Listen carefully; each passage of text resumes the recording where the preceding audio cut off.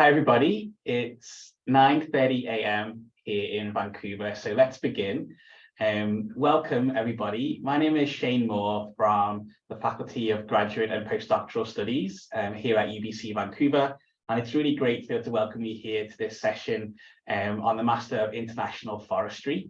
So we've got a great session for you. We're gonna get going right now. Just before we dive in, I just want to say that we want to answer your questions today. So if you have any questions, please post them in the Q&A and we'll either type an answer or we'll answer the question live. So please use the Q&A for your questions. I'm going to turn the chat off soon. But thanks a lot for letting us know where you're listening from. I think we've got people here from Chicago, from Jakarta, from Shanghai. So wherever you're listening from, it's a really warm welcome from us. Before we begin as well, I want to take a moment to acknowledge that we're broadcasting today, or many of us are broadcasting today from the traditional and ancestral territory of the Musqueam people. For those of you who are not aware, that the Musqueam are one of the First Nations of Canada, and it's on their traditional and ancestral territory where UBC Vancouver is now located. So I know you'll be learning more about UBC and doing your research at the moment. And I'd also encourage you to do that research and read more about the history of the lands and read more about the Musqueam, a really fascinating history. And a great way to feel more connected to a place is to understand its history. So I'll encourage you to do that because it's a real honor and privilege to be able to live and learn and work on these lands here at UBC Vancouver. So before we tell you more about the Master of International Forestry, I'll just tell you a little bit about UBC. Thank you for considering UBC for your graduate studies. UBC is a really global hub for research, and we're often ranked as one of the top 20 public universities in the world. So if you join UBC for your graduate studies in forestry, you'll be joining a very dynamic university and a very dynamic graduate student community as well. So at UBC, we have well over 300 different graduate programs across 12 different faculties.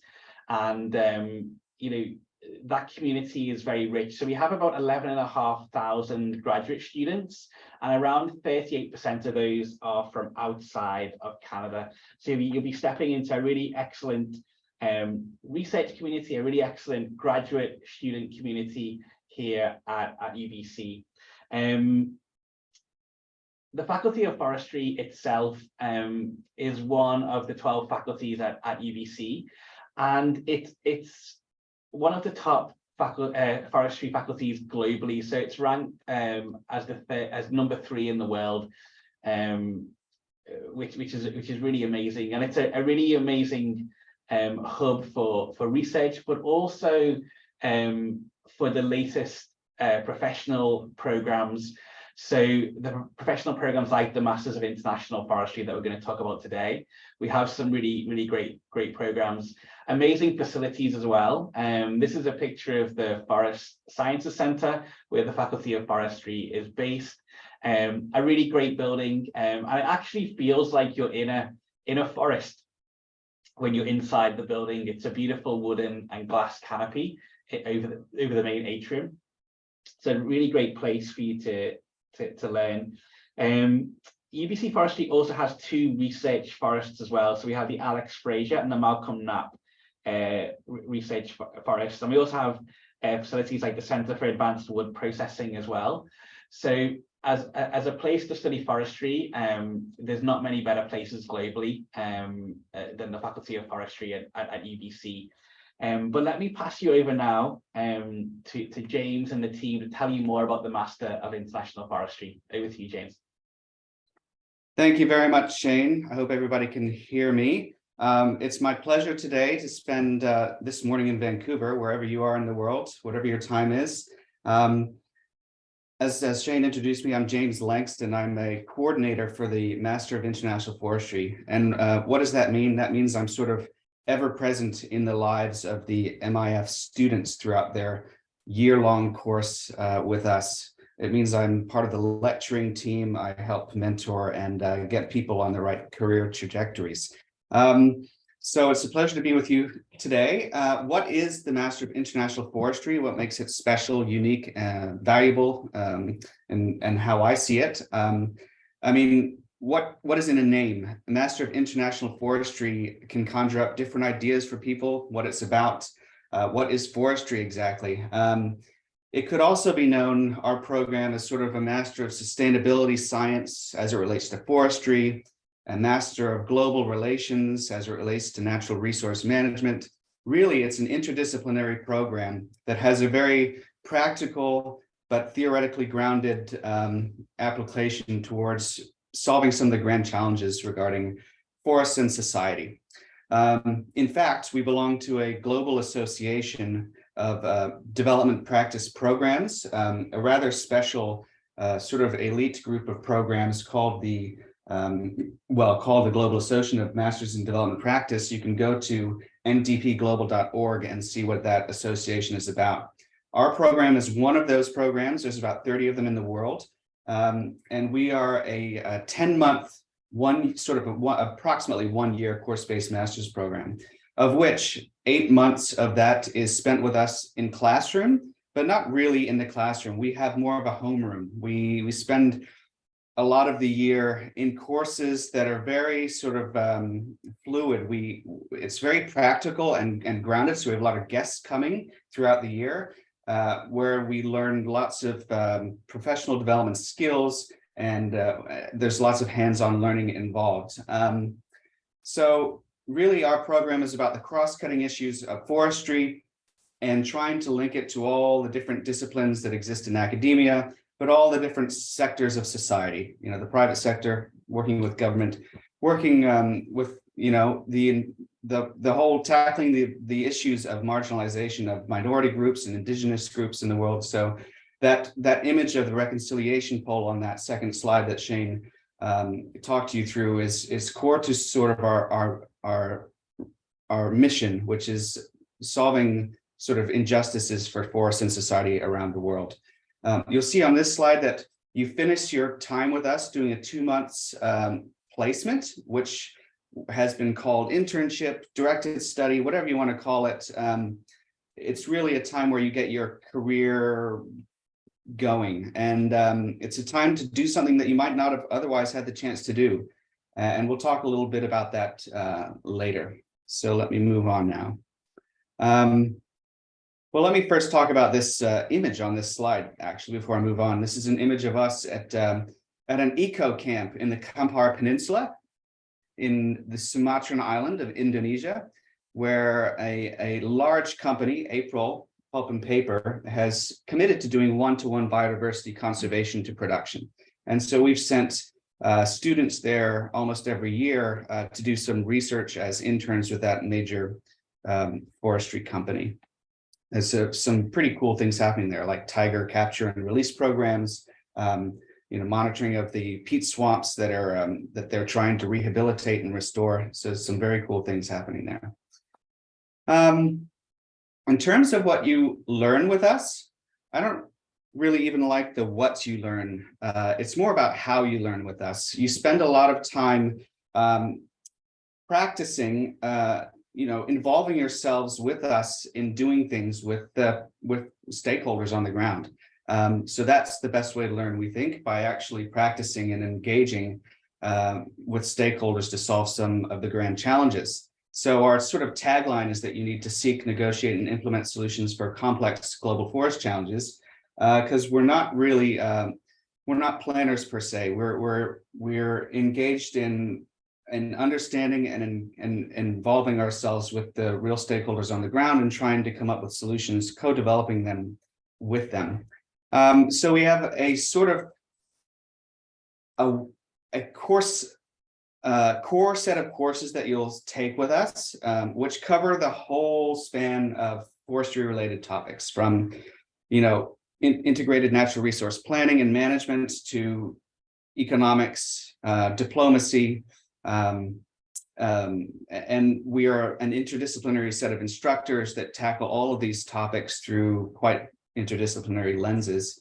In this picture, you see some of our team on the ground with the pulp and paper company April, that they plant 3.5 million trees a year on their plantations, employing many local people. It's the world's largest pulp mill, and we've had the privilege to be a part of their mainstreaming of the United Nations Sustainable Development Goals. So we're always about linking different scales, what's going on at the global scale, the discourses at the COP15s, so the climate change COPs and the biodiversity COPs, with what's happening on the ground with companies and stakeholders. So this is one such company that's mainstreaming those SDGs on the ground. I'll move on. Again, how you learn. This is a picture of some of our students more domestically here in British Columbia on the ground with a First Nations community called the Asketum. And this is a picture of Francis, their chief forester. So this Asketum First Nations community benefits from forestry management, from forestry, their historical relational value with forests. We spend time with them in our field trips on the ground and learn alongside and appreciate some of the challenges that are seen among First Nations people here in British Columbia. And we really think that's vital and important to the broader global understanding of some of the challenges in the inequitable use and benefit capture of resources, such as forests. So it's really a combination of that research and experiential learning with the real world experience that we try to capture in this year-long program. It's about connecting a lot of the world's most forefront experts in forestry to you and to this faculty, and gaining from those sort of that tacit knowledge base.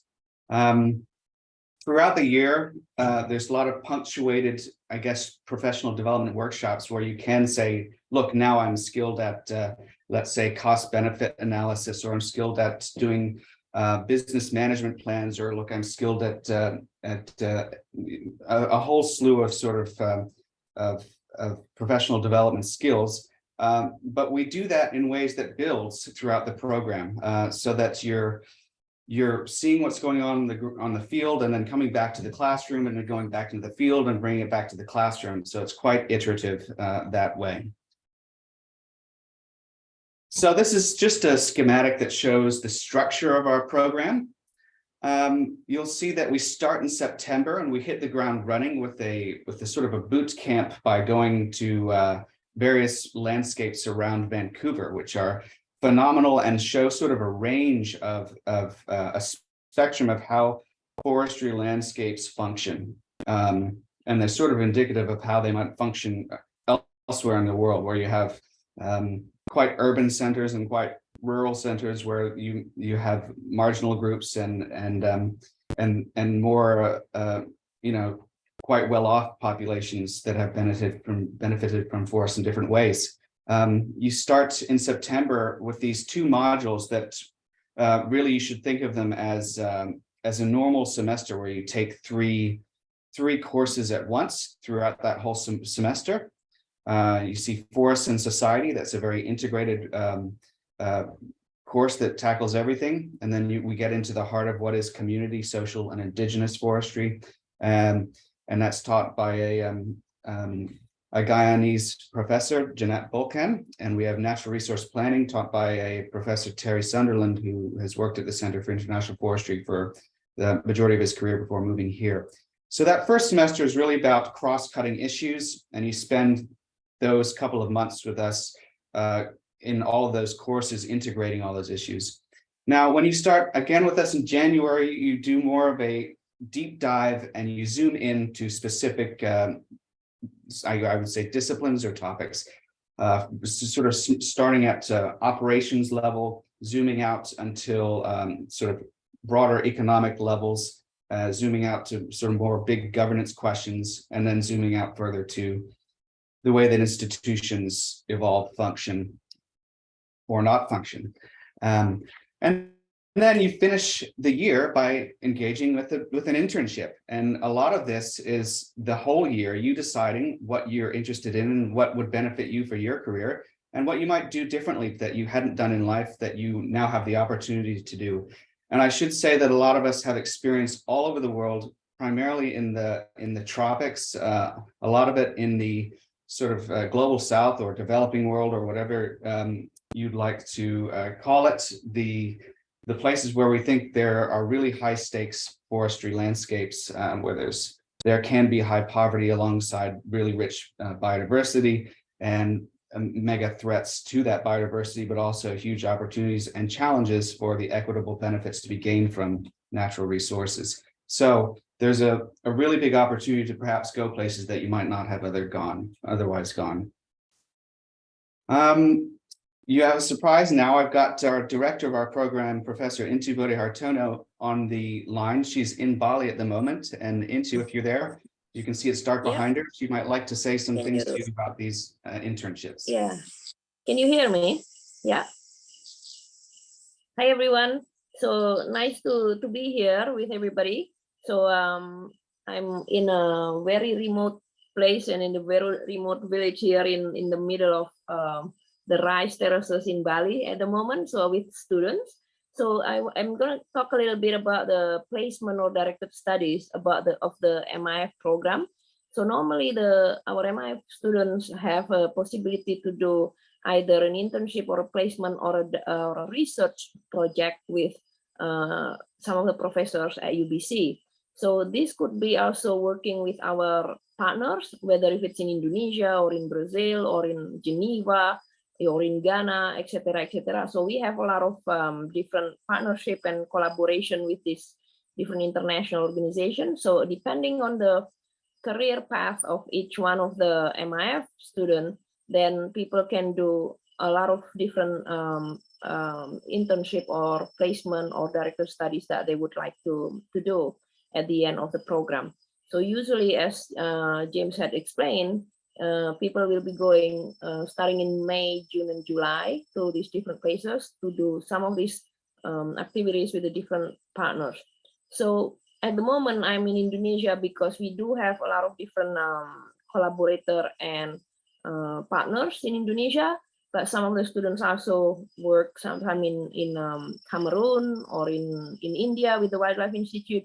And we also have a lot of different activities with the Center of International Forestry Research, the International Union of Conservation of Science, and even the Red Cross as well on disaster management or resilience. So our program is very much, trying to look into the different challenges that the world is changing at the moment, looking into sustainable development and how do local communities or private sector or local government can work together. What would be the best way to go forward in these different landscapes? So students can also work with some of the professors from UBC, but they can also work with our partners or our collaborators in these different places. So I guess here James will explain a little bit more about our activities with the different organization with whom we've been in contact with for many years. And a lot of the professors who are in the MIF program also have been working with these different organizations, including the UN FAO, the Food Agriculture Organization, and APFNet, IUCN, WWF, and all the different other organizations that we will be talking more during the class in the MIF program. Thanks, James. I think I'll give it back to you. Thank you very much, Intu. So Professor Intu Bodhihartono is a visual anthropologist. So many of the wonderful photos you see on our slides, she's taken, and we benefit from these multiple ways of knowing and multiple ways of communicating in the MIF program. And we think that is definitely a professional development skill set that is, and we know from talking to the private sector, the sort of the interpersonal communication skill sets are some of the most sought after and some of the most missing skill sets in the private sector, well, in all sectors really, today. So we benefit from a lot of practice and a lot of using different methods for communicating in our program. So now I'm going to, before one of our current students walks in my door, hopefully she'll walk in about 5 minutes, I'm going to talk you through some of our internships that have happened in the past and what some of the job opportunities that our students have seized. So on the left, you see some of our students last year this is an ongoing relationship we have with the United Nations ECE, the Economic Commission for Europe. Every year, a couple of students get to go to Geneva where they work on the annual timber market review for the UNECE, and they get, they really get a leg up on knowing how to communicate and working with some of the world's heaviest institutions that analyze and engage with the forestry sector. And so that's been really beneficial to us and one of the more prized internships. On the right, again, a field station in, I believe this is in Indonesia also, in a peat swamp that's going through restoration processes. So you will see that a lot of what we do is really in the intersection between conservation and development. So a lot of the teaching staff have interests in conservation, but also better managing the sort of production-oriented side of development and all the various human geography sides of development. So we sort of work right at that cross-section and intersection between managing those trade-offs between development and conservation.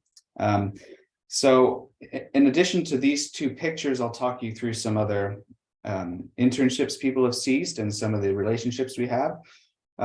Last year, some people went down to the Maya Biosphere Reserve in Guatemala, where we have a sort of a relationship with another institution in the MDP Global Association, which I mentioned earlier, that has had long-term engagement on the ground with a quote unquote learning landscape. And that's what we do. We engage with these learning landscapes where we are more interested in place, and the institutions that come and go in place, we try to engage for the long term so that there's better sort of social capital and capacity and built long-term knowledge bases to make better decisions in these landscapes. So I'm just going to pause for a minute as Veronica walks in the room, and she's going to talk to you about her experience as an MIF student. Welcome, Veronica. So this is Veronica. I pulled Veronica out of class, and this is indicative of our family style of operating. We're quite informal, and we like to improvise. We're not too planned. So this is a little slide for Veronica. Take it away. Hello, hi everyone. Good morning. It is so good to be here with you today. And I just wanted to talk a little bit about my experience with the MIF so far. So my background, as you can read from the slide, it really had nothing to do with forestry, but I knew that I wanted to find a program that was able to bridge that, the experience and the knowledge that I had with something that I was really passionate about, and that would open up the doors to many other things. So that is where I found the MIF. And so far I can say that it has been an amazing experience. It has opened up my mind to like so many different possibilities and so many different career paths as well. And I think one of the best things about it is getting to know my peers and getting to see and learn about their experiences as well. I think the MIF really encourages you to learn from everyone that's in the room.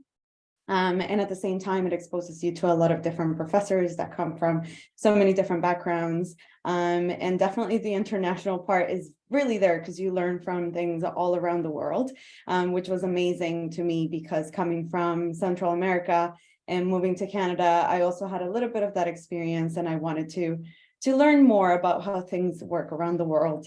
So I think with MIF, I hope to kind of bridge and make that connection to make all those skills flourish into a career that I'm really passionate and proud of. So yeah, I think that covers most of it. So Veronica is a wonderful student. We spent time together in Montreal not earlier this year, at the end of last year. One of the great things about MIF is we do different things every year, depending on what's going on in the world. And luckily for us, the United Nations Convention on Biological Diversity, COP15, was held in Montreal, and we all got to go. And that meant students engaging with all the decision makers and sort of the global forces behind the new global framework for the conservation of biological diversity. And in this picture, you see Veronica with a wolf dog, where she spent time on some of their rehabilitation efforts, which was here in Canada, but it expresses her interest in those sort of innovative conservation approaches in forestry. So thanks, Veronica. Thanks for coming to see us. And thank you. yeah, we're happy that we have such wonderful students every year, and she's got to go back, unfortunately, to class now, but thank you for joining us. Thank you. So it's wonderful. You know, we're very family oriented here. As I said at the beginning, our classroom is more like a family room. It's where we spend all of our time. People come and go. It's a place for shared learning. So back to my previous slide. In addition to some of the institutions I've already mentioned, we've got long-term relationships with India, Wildlife Institute, Research Institute of India, in Indonesia through April Pulp and Paper, and with some, now that there's some bilateral government support, we've had some scholarships coming from Indonesia. We've had people working in Brazil with some of the conservation agencies where there are forestry development, sort of conservation development trade-offs going on, where communities have things at stake and some of their rights are being tread on. And we're working sort of at the center of that too. But for some of the big institutions, I've mentioned the UN, the FAO in Rome, some of the big, the world's biggest employers are these accounting agencies like PricewaterhouseCoopers and KPMG. We've had a few students going there. The global headquarters for KPMG sustainability is here in Vancouver, and in fact, the head of that is coming to speak to the students next week. So there's opportunities like that. On the forestry side, we've had people end up in some of the biggest forestry companies. Wes Fraser was born and bred in Quesnel here in British Columbia. We've had a few students going there for their internships and then on to careers with them.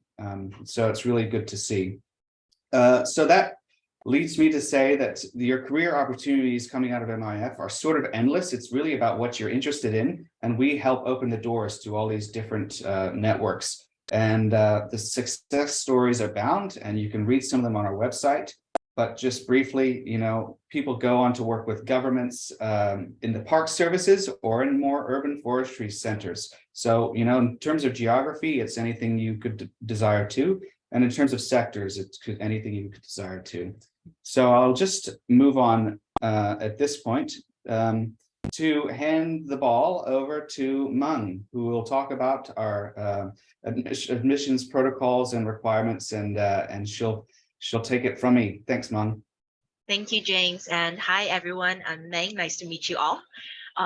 A quick self-introduction. I'm the admission coordinator for the MIF program, and I will be the one to assisting you while you have any questions with your application. So feel free to reach out and contact me. To begin, I will do a brief overview of the general admission requirements. And just to know, this is an overview and all the details will be available online for you to search on. To start with, I want to quickly talk about the academic backgrounds. For our MIF program, we'll be looking for something in science, social science, or related discipline with an adequate grounding in natural resource conservation and management. And moving on to the GPA, we kind of assess the GPA based on country and institutions, but generally speaking, for your reference, we're looking for something equivalent of a 4-year bachelor degrees with minimum average in the B+ range. And just to note here, for the US and Canadian institutions, we're looking for the average in the senior level courses, so year 3 and 4. And for international transcripts, we're looking for the overall average. Another thing we will be requiring is the English language proficiency, and the test is required if your prior degree is from a university that is outside of Canada and the English was not the primary language of instruction. Again, on our side, we have a very detailed description of what is required, what kind of tests, and how you can fulfill this requirement. And just to give some examples, we accept TOEFL, IELTS, CO, and PTE. And moving on to the next slide. In terms of the James, can you help to move to the next slide? Thank you. Yeah, so quickly going over again how to apply. And the most important things, of course, is to complete your online application and pay the application fee. As it stands now, the application fee for domestic student is 112, sorry, and for international student is 168.25. Once you started your application, there are a couple of things you will need to complete. And firstly, you need to provide scanned copies of official transcripts for all post-secondary institutions you have attended. And that includes degrees you've obtained, but also courses that you've taken in the past, even if they don't lead to a degree.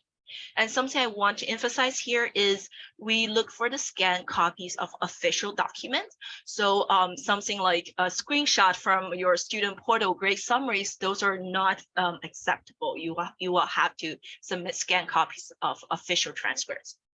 In addition to the transcripts, we also look for 3 references, with minimum one should be an academic reference. And something to remember here is when you are listing the 3 referees, please also include their institutional email. Generic emails like Gmails won't work. And in addition, if it is applicable, you will need to send in your official language proficiency test results. And again, online, you'll be able to find instructions on how to submit them. And finally, we'll look to receive your MIF questionnaire. It is a very good questionnaire that guides you through sharing your background with us. In addition to that, we'll also look for letter of intent and your CV. Finally, the application deadline is March 15th, and it is very important that you will remember this deadline. This deadline is for everything, including your application, your own documents, and the reference and the test results. And I really encourage everyone to start early to avoid your last minute rush, and especially when you are asking your referees to write your reference and you want to leave them sufficient time. So start early, and that will give everyone kind of peace of mind. And I will share my own contact and the link to schedule advising in case you want to chat with us further. And with that, I'll pass it back to Shane. Thanks, Meng. That was great overview. We did just have a quick question actually about the admissions process in the Q&A from Jacob, who says, my undergraduate institution in the US used narrative evaluations instead of grades, and I don't have a GPA. Is this something that would be a problem for you to review and use in the place of a GPA? Is that something that you've dealt with before, Meng? I think James will be able to chime in on that, but generally speaking, if any of your admission requirement is not precisely what the standard requirement is, your application will be reviewed on a holistic basis. And I will pass it on to Jane. I see he's on mic now. Yeah, wonderful. In fact, I went to an undergraduate in Maine where they were doing some pretty innovative things with grading too. And I would say that it certainly does not get in your way. It's just there are normative requirements that are put on paper, and when we assess your applications, we certainly take a holistic approach to evaluating students. So it wouldn't get in many of, well, the assessor's way. It might get in some sort of administrative early submission way, but it doesn't get in our way. And so if Meng was saying that it would go through the front gates, then it wouldn't really get stuck after that.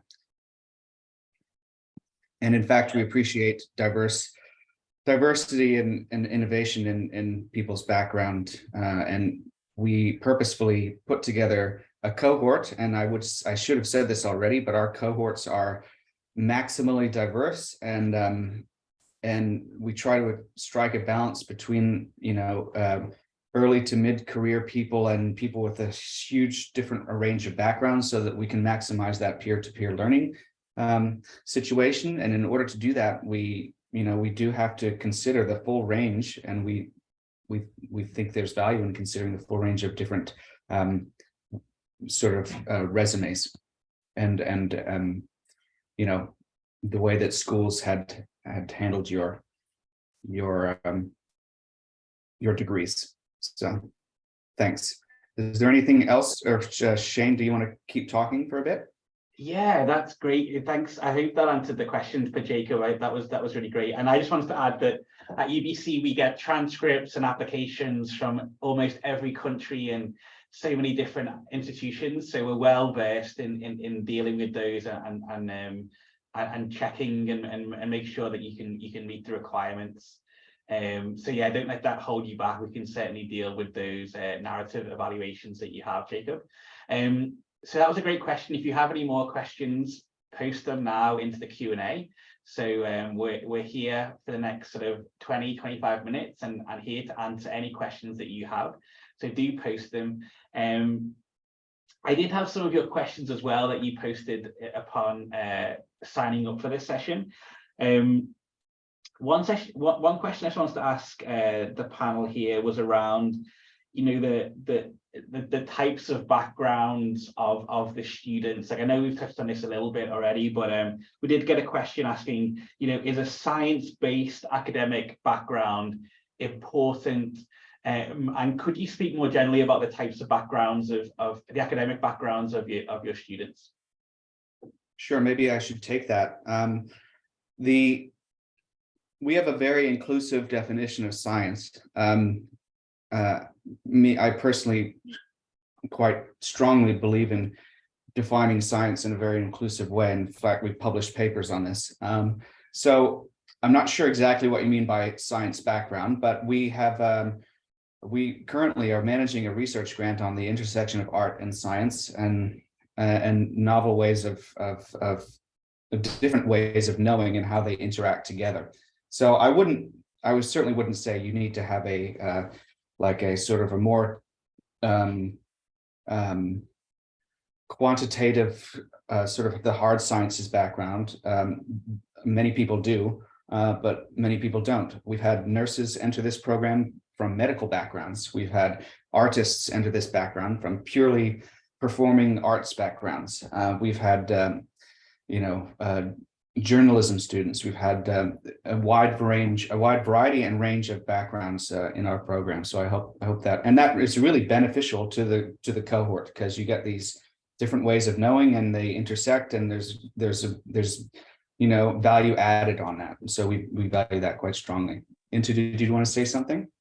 Yeah, maybe I can add a little bit, because even myself, I'm a multidisciplinary person, right? So a lot of the professors in the MIF program as well has a completely different background and a lot of different interests.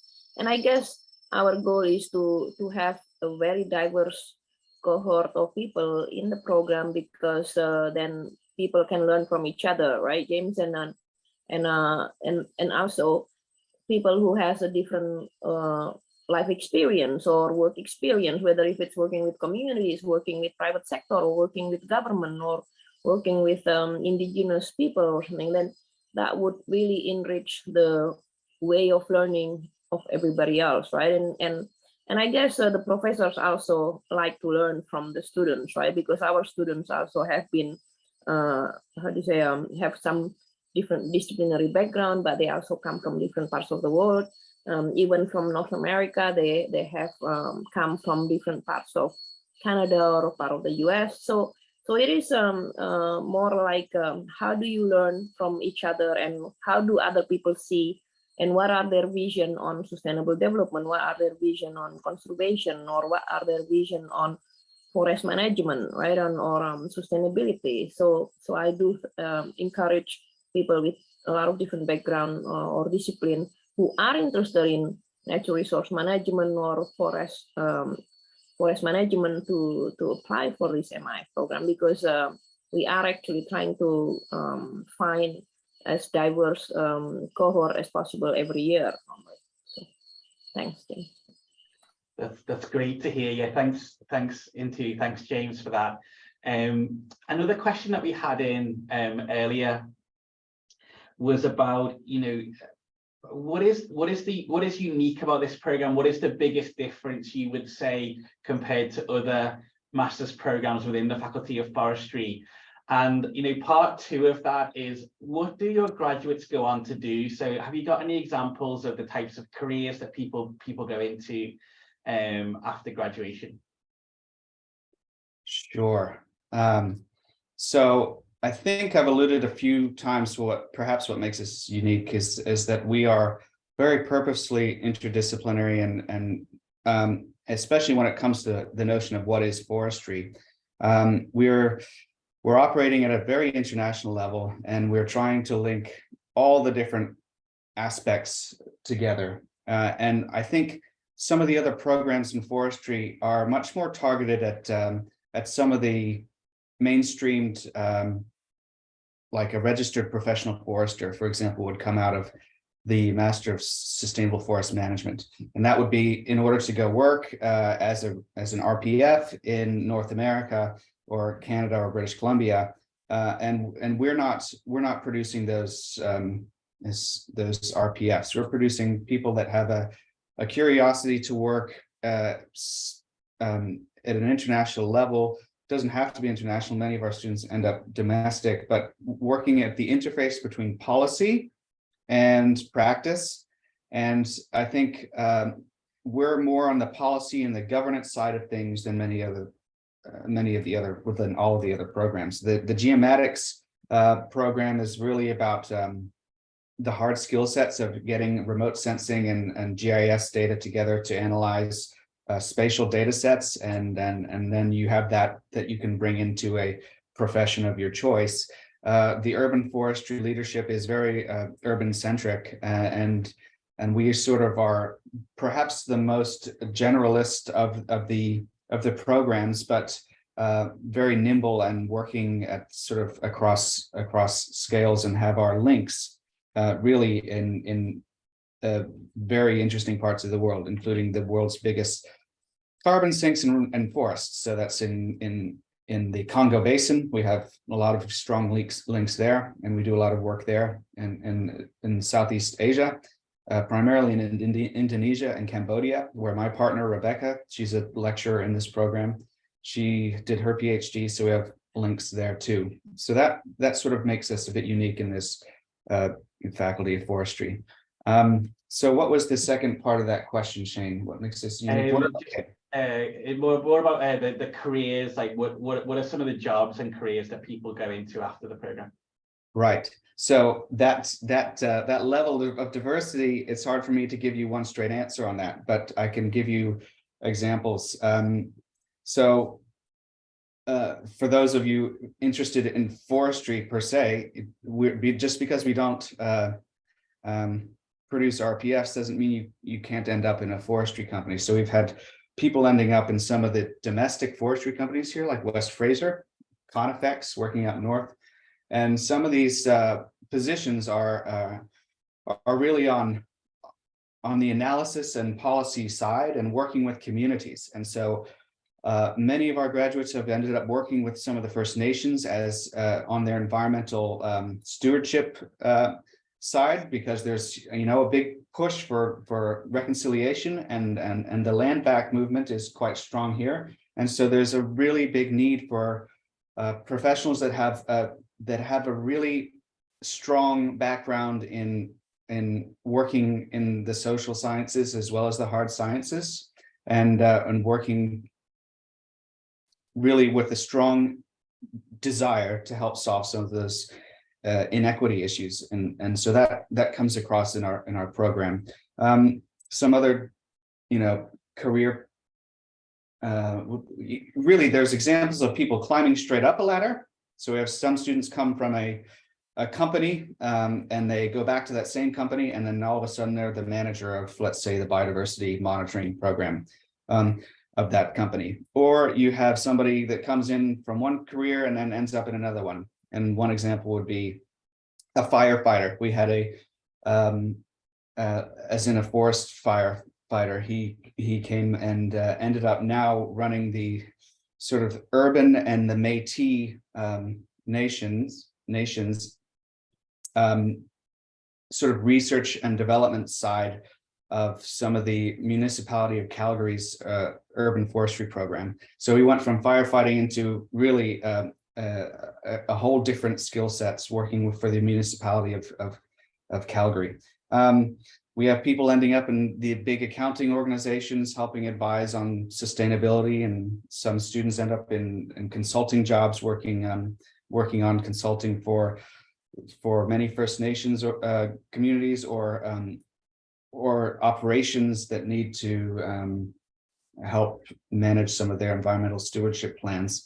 So we're really, it's hard to say one thing, but there's examples of people changing careers altogether, climbing the ladder, or finding a new passion and going to chase that up. And we really are about maintaining these networks in the long term. So we track where our students are and what they're doing, and we have an interest in maintaining these long-term networks. And we try to create a sense of the value of these social networks that emerge from our program. And I think it's an invaluable thing to maintain those networks. Mm-hmm. Yeah, that's excellent. And those networks that people will step into after they graduate will be pretty diverse in terms of the different jobs and companies and organizations that people move on to. And actually, Julie has posted a couple of really great links into the chat, and one of which is a list of some of the career options that people have gone into. And another link has got some of the current student profiles, which is great because that'll give you a flavor of the different backgrounds, academic and professional backgrounds that people have come from. So make sure you check those out. Intu, did you want to jump in here? Yeah, sure. And I just want to add that some of the students even continue to PhD. Yeah? So it doesn't mean that then people just end up working straight away, because we do have a few students who are continuing on PhD now. And in a way, when they were at MIF program, then they get to know some of the professors at UBC and other universities. So there's one from Colombia now who's doing her PhD in the US, and then she got a scholarship there in New York. And then there's a student now who is actually doing her PhD with a new professor at UBC, an indigenous professor working with Native Americans on ethnobotany. And then we have also another PhD from India who's working with the Wildlife Institute. So it's very variable, because a lot of people can continue their career path in a different way. Like James said, they could be changing career, right? And so some people goes back to their home country. There's some an Indonesian who works now with some of the conservation organization. There's some others who work with other type of organization linked to indigenous communities or international organization, and so on and so forth. So there are quite a lot of different interesting possibilities for all these different students who came out from the program. Yeah, exciting to hear. Like the array of opportunities and options is pretty exciting. That's really key.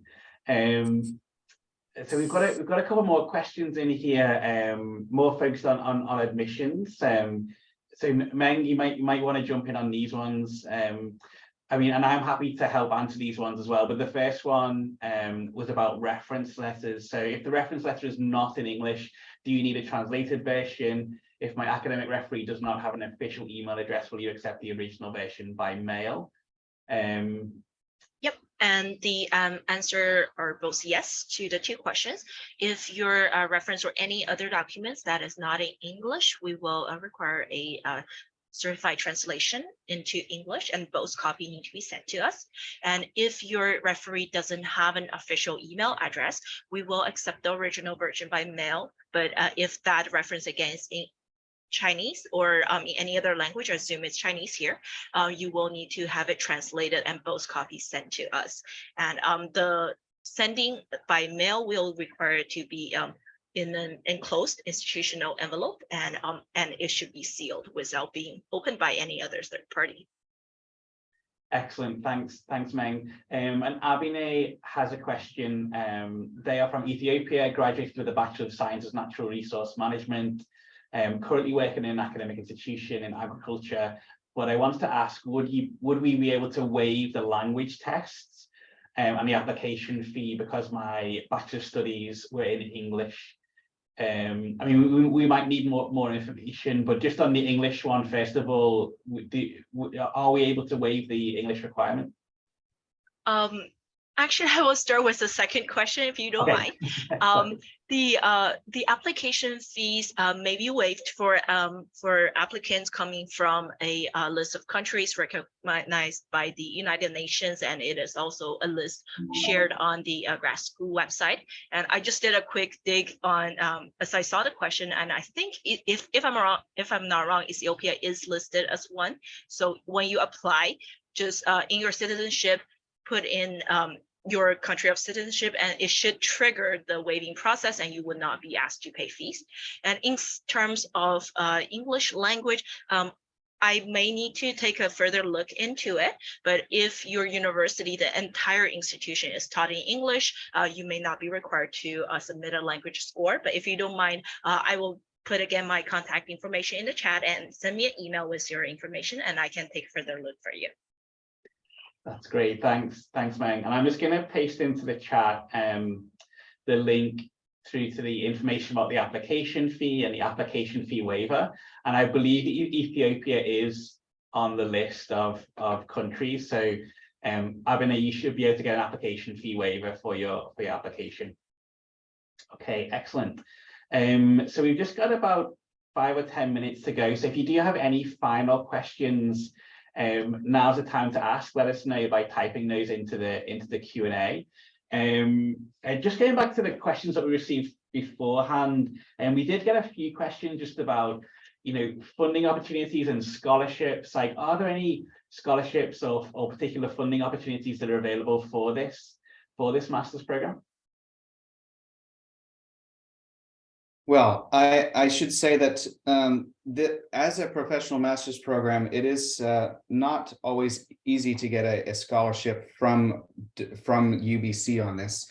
There are, in your home countries, often bilateral arrangements that you might need to seek out. And, we've been pretty good at helping secure some of those for students, writing whatever letters are required, etc.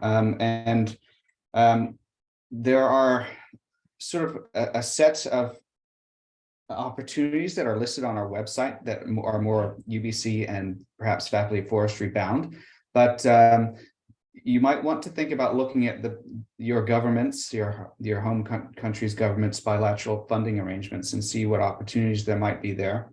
Are there any other comments on that, Meng or Julie, that you could think of? I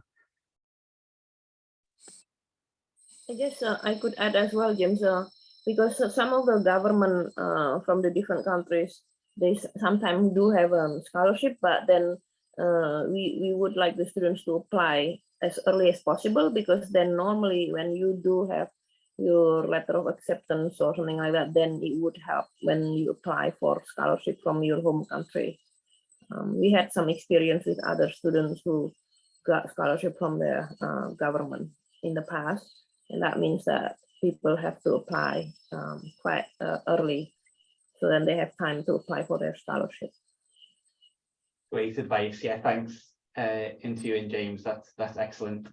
And I might quickly jump in as well, just to add a couple more comments about the funding. So I put a link into the funding, MIF funding page, and if you scroll down, you'll see at the bottom what is available to students, and it tends to be for the professional master's programs. It's actually once you're in the program, then there's some awards that are available for current students, but unfortunately for professional master's programs, there's not a lot of recruitment scholarships and funding. So I just wanted to direct your attention to that funding page. Thanks. Thanks, Julie. Thanks, everyone. That was great. Really helpful information. Excellent. So we're just towards the end of the session now. Last chance for questions. If you've got any burning questions that you want to ask, now's the time. Of course, you can always reach out to Meng afterwards with any specific application questions. She can certainly help you. But if you have any general questions for James or Intu, let us know. I just had one more question while we wait and see if there's any final questions. But My question just really would be if you had any final advice, you know, on applying, you know, what sort of things should people highlight in their application, you know, in James, when you look at applications, you know, what are you looking for? What sort of experience, what sort of skills are you looking for when you review applications? Any tips you could give us to help make the application as strong as possible? Yeah, I wanted to say something anyway, sort of on that line. We're at a sort of crucial time in our world. We're in the middle of the UN decade on ecosystem restoration. You know, we've got a climate crisis, we've got a biodiversity crisis, we have wars raging in different parts of the world, and there's a huge need for people that work in this sphere that's about solving wicked complex challenges. And that is what our curriculum is designed to do. And when you apply to this program, if you demonstrate a burning desire to work on that frontier, trying to solve some of the world's grand challenges, having some experience on the ground, engaging with communities, engaging with the stakeholders that are trying to solve these problems themselves. You know, a strong academic background is great, but practice is better. We look for people that have tried many things, or not necessarily many things, but been persistent at least in trying to further their life in some idea of what they define as the common good. And to us, that's really what it's about. So we're not looking for the best written piece or your straight A's or anything like that. We're looking for people that have they have qualities about them that are about committing themselves to solving these global challenges and have a track record of having been successful of that. So that can be at local levels, that can be at government levels, that can be at international levels. It doesn't matter. That's what we're interested in. Yeah, and I think we're looking for passionate people and people who are willing to go out from their comfort zone, because we do work in this changing world, like James is saying, and then we do work in quite remote places, especially in the tropics. We take students to Southeast Asia, to the Congo Basin, Central America. So we have a lot of partners and collaborators, and we work a lot with them, whether if it's on the ground in the field, but also we go to international conferences like the CBD, the COP Climate Change, the COP Biodiversity, World Conservation Congress. We go to a lot of these different international events. At the same time, we work also with communities and private sector straight away in the landscape. So we're looking for people who are passionate and who are willing to do all these different life-changing experience, we could say, with us, basically, and build this network. So yeah, that's what I can say. I think what we're looking for. Excellent. That's really helpful, really insightful, really great advice. Thanks, thanks, James. And I think that brings us to the end of this session. It's almost 10:30 here in Vancouver. And I don't think you have any more questions. I haven't had any more questions in. Thank you for everyone who attended, and thank you for all the questions. And big thanks to James, to Intu, to Meng, and to Julie. Thanks for a great presentation. Thanks for answering so many questions. And thanks, Shane. Thanks for being a good MC. No problem. Yeah. Thank you, everyone. Bye-bye. Thanks, everybody. We'll hopefully see you in UBC Vancouver soon, but we'll say goodbye for now. Yeah. Thanks, everyone. All the best. Bye-bye. Thank you. Bye, thanks.